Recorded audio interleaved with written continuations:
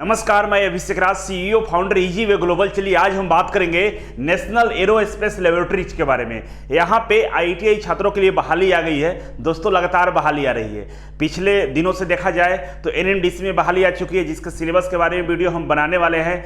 इसके बाद डीएफसीसीआईएल में बहाली आ चुकी है, परसों इसका वीडियो बनाया था, उसका सिलेबस के लिए लगातार आप लोग कॉल मैसेज कमेंट किए हैं, उसका मैं सिलेबस का वीडियो बना दूंगा। और अब एक नया बहाली आई है नेशनल एरोस्पेस लैबोरेटरीज में, और इसके सिलेबस पर भी वीडियो हम बनाएंगे। फिलहाल इसके बारे में हम बताने वाले हैं। तो लॉकडाउन है, लॉकडाउन में आप घरों पर बैठे हुए हैं तो पढ़ाई करते रहें, ट्रेड थ्योरी को मजबूत कर लीजिए, इतना मजबूत कर लीजिए कि कोई भी एग्जाम में बैठे आसानी से आप पास हो जाएंगे। अभी तो इसका एग्जाम आया ही है, मतलब फॉर्म निकला हुआ है। इसके अलावा मतलब हर सप्ताह बहाली आ रही है, हर महीने बहाली आ रही है। आने वाले दिनों में बहुत बहाली आएगी। आप पढ़ के तैयार हो जाइए, आप मजबूत हो जाइए। शिकायत दुनिया से बहुत है आपको, जो आईटीआई बच्चे किए हुए वो दिन रात लड़ाई झगड़े शिकायत में रहते हैं कि उनका पढ़ाई नहीं होता है, आईटीआई बेकार है, आईटीआई करने वाला कोई बेनिफिट नहीं है। कहने दीजिए जिसको कहना है। आपको नौकरी चाहिए ना, एक सीट चाहिए ना, एक सीट आपको है, आपके लिए पढ़िए। इसमें सीटों की संख्या कम है, लेकिन निराश नहीं होना है, मैं बताने वाला हूं। आप इसका फॉर्म अप्लाई करेंगे। दूसरा है कि इससे पहले 2-3 फॉर्म आप अप्लाई कर चुके होंगे। पढ़ाई जारी रखिए, और पढ़ने में कोई परेशानी हो रहा है, कोई दिक्कत हो रही है तो ईजीवे कोचिंग ज्वाइन कर सकते हैं। पटना में है और बहुत अच्छा कोचिंग है। यहाँ पे बहुत सारे बच्चे अलग अलग राज्यों के आके पढ़ाई करते हैं। ट्रेड थ्योरी इतना मजबूत कर दिया जाता है कि कोई भी एग्जाम में बैठेंगे आप सिलेक्शन आसानी से कर सकते हैं। तो ईजीवे कोचिंग के हेल्पलाइन नंबर पे कॉल करके पता कर सकते हैं कि आपके लिए यहाँ पे क्या क्या सुविधाएं उपलब्ध है, जिसका बेनिफिट आप ले सकते हैं। तो चलिए शुरुआत करेंगे इस कंपनी के बारे में। सबसे पहले यहाँ पर देख सकते हैं एक बहुत बड़ी कंपनी, और यहाँ पे ये कंपनी है जो लाइट जो एयरक्राफ्ट होते हैं उसका निर्माण करती है।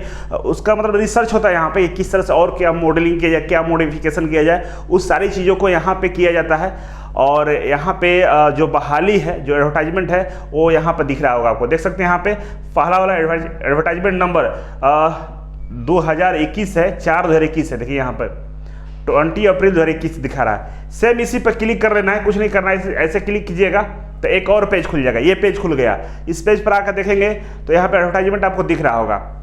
तो सिंपली यहाँ से डाउनलोड कर सकते हैं। Click here for details advertisement, यहाँ से क्लिक करके डाउनलोड कर सकते हैं, और यहाँ से ऑनलाइन अप्लाई कर सकते हैं। ऑनलाइन अप्लाई करने का भी डेट आ चुका है, तो यहाँ से ऑनलाइन अप्लाई पर क्लिक कर सकते हैं। यहाँ से एडवर्टाइजमेंट को डाउनलोड कर सकते हैं। तो मैं ऑनलाइन पे क्लिक करके थोड़ा सा दिखाता हूँ कैसे ऑनलाइन अप्लाई करना है। देखिए ऑनलाइन अप्लाई करने का फॉर्म खुल चुका है। सबसे नीचे आएंगे और यहाँ पे अप्लाई ऑनलाइन लिखा हुआ है। अप्लाई ऑनलाइन पे जैसे क्लिक करेंगे तो आपके सामने ये पेज खुलेगा, और यहाँ पे देखिए फिटर है, टर्नर है, मशीनिस्ट है, इलेक्ट्रीशियन है, इलेक्ट्रॉनिक मैकेनिक्स है, ड्राफ्टमैन मैकेनिक्स है, पेंटर है, इलेक्ट्रोप्लेटर है, और स्मिथ मेटल वर्कर है। ये लोगों के लिए यहाँ पे सीटें निकाली गई है। यहाँ पे डिटेल्स दिया है, यहाँ से अप्लाई नाउ दिया हुआ है, जहाँ से आप सीधे अप्लाई कर सकते हैं। अब चलते हैं इसके एडवर्टाइजमेंट पे।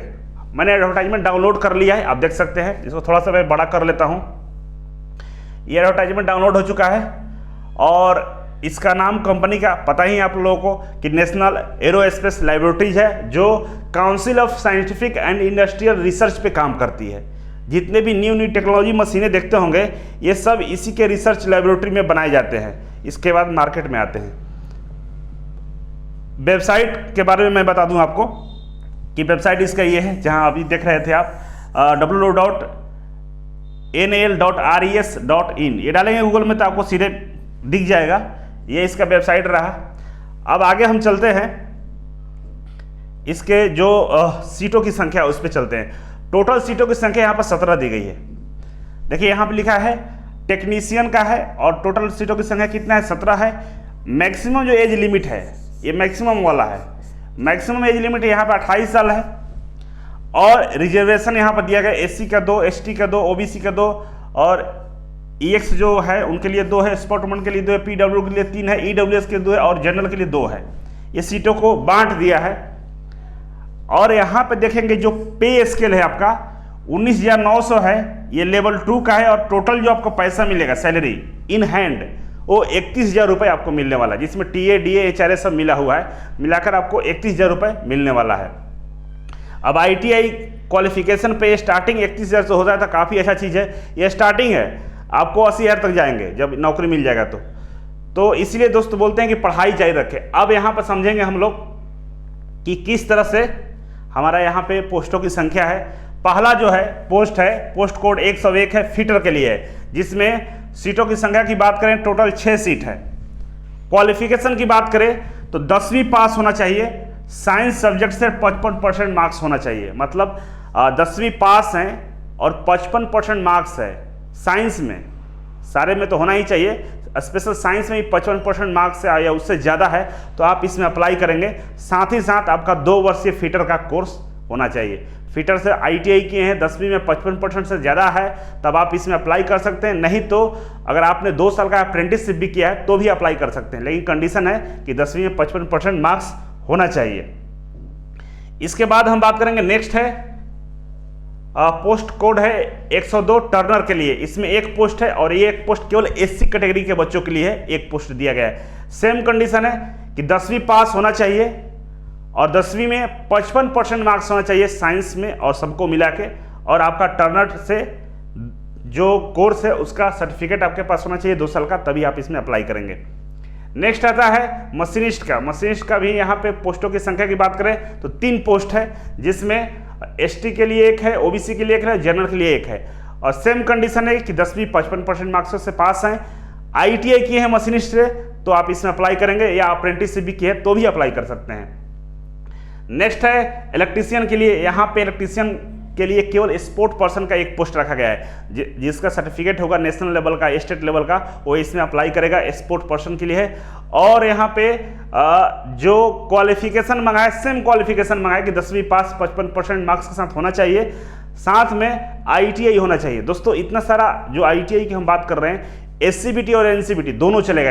यहाँ पे लिखा हुआ है नेशनल सर्टिफिकेट या स्टेट सर्टिफिकेट, दोनों रहेगा, दोनों में से कोई भी चलेगा। मतलब SCBT और NCBT किसी से भी अगर आपने ITI किया है तो आप अप्लाई कर सकते हैं। नेक्स्ट है इलेक्ट्रॉनिक्स मैकेनिक्स, और ये सीट एक सीट है एक्स सर्विसमैन के लिए। इसी में कोई कंपनी काम किया, जो एक्स सर्विसमैन है, कहीं नौकरी किए हुए हैं गवर्नमेंट जॉब, वो लोग इसमें अप्लाई कर सकते हैं। उनके साथ में यही कंडीशन है कि 10वीं 55% से पास हो और उनके पास स्टेट या नेशनल गवर्नमेंट का NCBT या SCBT का ITI का सर्टिफिकेट होना चाहिए। इसके बाद नेक्स्ट है ड्राफ्टमैन मैकेनिक्स का है, जिसमें 2 पोस्ट रखी गई है और ये दोनों पोस्ट हैंडीकैप के लिए है, और इसमें भी 10वीं पास होना चाहिए और ITI होना चाहिए, तभी आप इसमें अप्लाई करेंगे। पेंटर है, इलेक्ट्रोप्लेटर है, सीट मेटल वर्कर है, ये सारे लोग का सेम कंडीशन यहाँ पे दिया गया है। अब हम बात करेंगे कि इसमें जो एज रिलैक्सेशन है, वो एज रिलैक्सेशन भी आपको दिया जाएगा। मैक्सिमम एज 28 साल है, और 28 साल से जो ज़्यादा एज वाले हैं, जैसे OBC से हैं तो उनको 3 साल मिलेगा, SC ST से हैं तो उनको 5 साल मिलेगा, PWD से हैं तो उनको 10 साल एज में छूट दिया जाएगा। ये एज है। अब सिलेक्शन प्रोसेस समझते हैं कि सिलेक्शन इसमें कैसे होगा। सिलेक्शन के लिए मैं आपको बता दूं कि यहाँ पे 2 तरह के एग्जाम होने वाले हैं आपके साथ। 2 तरह का एग्जाम होगा, और स्टेज 1 और स्टेज 2 कह सकते हैं। स्टेज 1 जो होगा वो ट्रेड टेस्ट होगा, आपके ट्रेड से एग्जाम लिए जाएंगे, और जो आप क्वालिफाई करेंगे तब स्टेज 2 के लिए आपको बुलाया जाएगा रिटन एग्जाम के लिए। तो एक कंडीशन और लिखा है कि जो बच्चे आउट ऑफ स्टेशन है, मतलब इंडिया में दूर कहीं रहते हैं, मतलब ये जहाँ कंपनी है मुंबई में है शायद, अगर वहाँ लोकेशन में नहीं है, बाहर हैं, तो आपको केवल रिटन एग्जाम के लिए बुलाया जाएगा, जिसको स्टेज 2 बोला जाएगा, और उसका किराया भी आपको मिलेगा। रेल का, ट्रेन का टिकट भी मिलेगा, स्लीपर का टिकट ये लोग देंगे, लेकिन शुरू में नहीं देंगे। आपको टिकट कटा के वहाँ जाइएगा, एग्जाम दीजिएगा, तो आते वक्त आपको रिजर्वेशन जो कराए होंगे टिकट जमा कीजिएगा तो आपको पैसे मिल जाएंगे। बहुत सारे बच्चे बस ट्रेन दोनों से यात्रा करते हैं, तो पहले बस से किए तो उसका भी टिकट ले लीजिए, रखे रहिएगा, जिसमें 20 किलोमीटर से ज़्यादा डिस्टेंस होना चाहिए, तभी आपको उसका पैसा दिया जाएगा। मतलब आने जाने में जो खर्च है वो आपको ये कंपनी दे देगी। जो पहला टेस्ट होगा ट्रेड टेस्ट होगा, और ये दूर वाले बच्चों के लिए नहीं हो सकता है, लेकिन दूसरा होगा रिटन एग्जामिनेशन। इसमें लिखा गया कि रिटन एग्जाम होगा, और वो 3 स्टेज में होगा, ध्यान रखिएगा। रिटन एग्जाम होगा और ये 3 स्टेज में होगा। तो चलिए यहाँ पर देख सकते हैं रिटन एग्जामिनेशन के बारे में यहाँ पर डिटेल्स दी गई है। अब रिटन एग्जाम के बारे में यहाँ पर समझ लीजिए थोड़ा सा। यहाँ पे लिखा है कि जो रिटन एग्जाम होगा वो कंप्यूटर बेस्ड होगा, CBT होगा, OMR बेस्ड हो सकता है, कंप्यूटर बेस्ड भी हो सकता है, और क्वेश्चन जो रहेगा हिंदी इंग्लिश दोनों में रहेगा। क्वेश्चन का जो लेवल है वो 10वीं या ITI के लेवल का रहेगा, और क्वेश्चन की संख्या 150 रहेगा। 2 घंटा 30 मिनट आपको टाइम दिया जाएगा। ये रहा इसका एग्जाम लेने का पैटर्न। और एग्जाम में क्या क्या पूछेगा वो यहाँ पे देख लीजिए। पहला पेपर है पेपर 1, जिसमें रीजनिंग पूछेगा। 50 क्वेश्चन रीजनिंग के रहेंगे, मैक्सिमम मार्क्स 100 रहेगा। 50 क्वेश्चन 100 नंबर का रहेगा, मतलब एक क्वेश्चन 2 नंबर का रहेगा। और इसमें निगेटिव मार्किंग नहीं रहेगा, इसमें निगेटिव मार्किंग नहीं रहेगा किसमें, पेपर 1 में।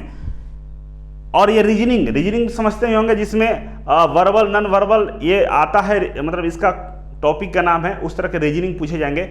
दूसरा पेपर है टाइम अलॉटेड। आपको पेपर 2 में 30 मिनट आपको टाइम दिया जाएगा। और यहाँ पे 2 तरह के क्वेश्चन आएंगे। एक तो जनरल अवेयरनेस आएंगे, मतलब जीके जीएस इत्यादि आएंगे, 25 क्वेश्चन रहेंगे और 75 नंबर के रहेंगे। इस बाद इंग्लिश लैंग्वेज के क्वेश्चन आएंगे जो 25 नंबर के रहेंगे और 25 क्वेश्चन रहेंगे और 75 नंबर के रहेंगे। और इसमें निगेटिव मार्किंग रहेगा, 1 नंबर आपको निगेटिव मार्किंग में कट जाएगा, मतलब निगेटिव मार्किंग है इसमें। इसके बाद तीसरा जो पेपर होगा वो होगा कंसर्न सब्जेक्ट। आप जिस सब्जेक्ट से ITI क्वालिफाई है उस सब्जेक्ट का होगा, मतलब ट्रेड थ्योरी का होगा, टेक्निकल का, जिसमें 50 क्वेश्चन रहेंगे और 150 मार्क्स का होगा। जिसमें 50 क्वेश्चन होंगे और 150 मार्क्स का होगा। 1 negative marks for every wrong answer, 1 number काट लेगा आपको निगेटिव मार्किंग के रूप में अगर आप गलत करेंगे। तो ये 3 तरह के पेपर होंगे। मेरिट लिस्ट इसी पर बनेगा, अगर आप इसे क्वालिफाई करते हैं तो आपको नौकरी मिल जाएगा। तो दोस्तों सारे एग्जाम में आप देखते होंगे 2 ही चीज़ें आती है, टेक्निकल और नॉन टेक्निकल। टेक्निकल 70% वेटेज होता है, देख सकते हैं यहाँ पे 50 क्वेश्चन और 150 नंबर का है। तो बहुत अच्छा ग्रिप है टेक्निकल का। हर जगह ही है कंडीशन, कहीं कहीं टेक्निकल कम है, नॉन टेक्निकल ज़्यादा है। लेकिन नॉन टेक्निकल में मैथ रीजनिंग जिसका तैयार है और जिसका ट्रेड थ्योरी तैयार है वो किसी भी एग्जाम में बैठ सकता है, कभी भी उसकी नौकरी मिल सकती है। बाकी के लिए अगर आप बाकी की तैयारी अच्छा से नहीं करें तो हो सकता है ना मिले, लेकिन यहाँ पर कन्फर्म हो सकता है। तो मैं चाहूँगा कि आप तैयारी करते रहें। ITI के फील्ड में आप अपना योगदान दे सकते हैं। अगर आप कंटिन्यूअस तैयारी कर रहे हैं, लगातार पढ़ाई कर रहे हैं, तैयारी में लगे हुए, तो एक दिन आपको सफलता मिलने वाला है। ये कोई नहीं रोक सकता है, क्योंकि अगर आपके अंदर जुनून है ना तो दुनिया का कोई हस्ती आपको मिटा नहीं सकता है। और जब आप पढ़ेंगे, ईमानदारी से पढ़ेंगे, तो विश्वास कीजिए आपका घर का ही तस्वीर नहीं बदलेगा, आपका तस्वीर, आपके घर का तस्वीर, पूरे गांव वाले, पूरे शहर वाले आपका नाम जानेंगे, क्योंकि आप सरकारी गवर्नमेंट जॉब में हो जाएंगे। तो चलिए, बहुत सारी शुभकामनाओं के साथ आज के लिए इतना ही था। Thank you so much. फिर मिलते हैं आपसे एक नए वीडियो और एक नई जानकारी के साथ। तब तक के लिए नमस्कार।